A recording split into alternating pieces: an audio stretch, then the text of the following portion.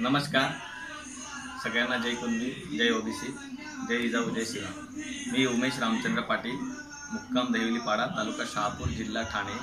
मी कुणबी युवा ठाणे या टीमसोबत काम करतो आणि आज समाजामध्ये काम करत असताना आम्ही समाज प्रबोधनासाठी ओबीसींची जातीनिहाय जनगणना झालीच पाहिजे आणि पेसा कायदा कशा प्रकारे लोकांसाठी हानिकारक आहे आणि त्याचे काय काय दुष्परिणाम आहेत यासाठी आम्ही गावोगावी जाऊन युवकांना तयार करून त्यांचं प्रबोधन करण्याचं काम करत आहे। दरवर्षीप्रमाणे यावर्षी देखील आमच्याकडे गणपती बाप्पाचं आगमन झाले।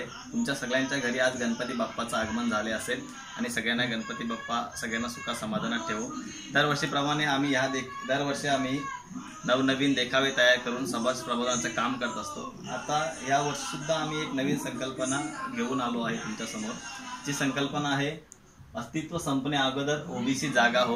आपण पाहतोय आज ओबीसींची सगळी चारी बाजून गळे दाब होत आहे आणि सगळे गळचेपी होत आहे आणि ओबीसींवरती अन्याय एक प्रकारे होत आहे, कारण ओबीसींची लोकसंख्येप्रमाणे त्यांना आरक्षण मिळत नाही आणि त्याचाच दुष्परिणाम म्हणून आज कित्येक तरुण बेरोजगार आहेत। आज आपण पाहतोय पेसासारखा महाभयानक कायदा आज शासनाने मंजूर केला आहे आणि 100% आदिवासी सरकारी भरती तृतीय आणि चतुर्थ श्रेणीमध्ये केली जाणार आहे आणि 2 दिवसापूर्वीच त्याची अंमलबजावणी झाली आणि प्रक्रियेला सुरुवातही झाली।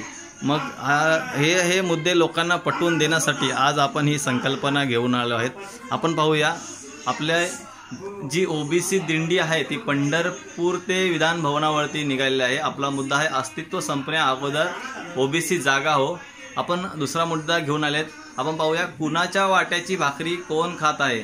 पाहिलं आपण आता आपण हा भाकरीचा एक देखावा तयार केला आहे। जे जनरलचे ज्यांची लोकसंख्या आहे त्यांची लोकसंख्या आहे 15% आणि त्यांचा फायदा त्यांना होत आहे 50%। तसं पाहिलं तर SC NT यांची लोकसंख्या आहे 25% आणि त्याचा त्यांना फायदा होत आहे 22% आणि ओबीसींची लोकसंख्या आज झाली आहे 60% आणि त्यांना फायदा फक्त 27% आहे। म्हणजे इथे सुद्धा ओबीसींवरती अन्याय होत आहे। म्हणजे संविधानाने जो आपला अधिकार दिला आहे त्याची कुठेतरी इथे पायमल्ली होताना दिसत आहे। आता आपण पाहूया, दिंडीकडे जाऊया।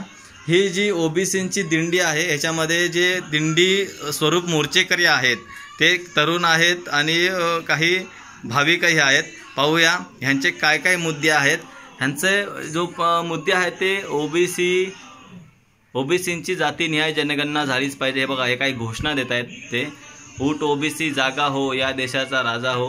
इकडे पाठीमागे पाहतोय आपण बिगर आदिवासी बचाव हक्क समिती आहे, ती सुद्धा मोठ्या प्रमाणात आमच्या शहापूर तालुक्यामध्ये काम करते। इकडे बघा, पेसा कायदा रद्द झालाच पाहिजे। इकडे एक घोषणा देते, पेसा नवे फास आहे, बिगर आदिवासींचा सत्यानाश आहे। अशा प्रकारे ही जी दिंडी आहे आदिवासींची दिंडी, बिगर आदिवासी बचाव हक्क समिती आणि ओबीसींची जी दिंडी आहे ती पाहूया। आता इकडे आपण पाहतोय की एक तरुणी जी आहे ती भारताचं संविधान घेऊन उभी आहे। म्हणजे भारताचा संविधानाचा आपण पुरस्कार केला आहे, या ठिकाणी त्याला आपण डोक्यावर घेतला आहे। ही जी यांची दिंडी आहे। आता पाहूया ही दिंडी कुठे निघाली। हे दिंडी निघाली विधान भवनावरती। आता आपण विधान भवनाकडे जाऊया। आता पाहूया विधान भवनावर काय परिस्थिती आहे। इकडे हे विधान भवन आहे।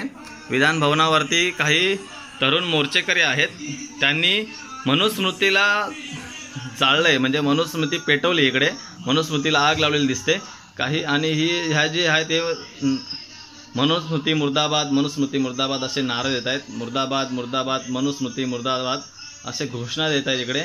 आणि इकडे एक कुणबी युवा उभा आहे, तो सुद्धा घोषणा देत आहे मुर्दाबाद मुर्दाबाद, मनुस्मृती मुर्दाबाद। हे विधान भवनावरती मनुस्मृतीला जाळलं इकडे। आणि आता पाहूया ह्या जे दिंडीवाले आहेत त्यांची मागण्या काय आहेत, ओबीसींच्या मागण्या काय काय आहेत।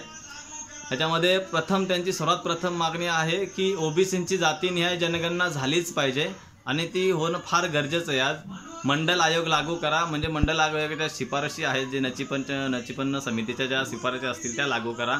पेसा कायदा रद्द करा। पेसा कायद्याने काय भयानक स्वरूप घेतलं आहे ते आपण शहापूर तालुक्यामध्ये अनुभवत आहात।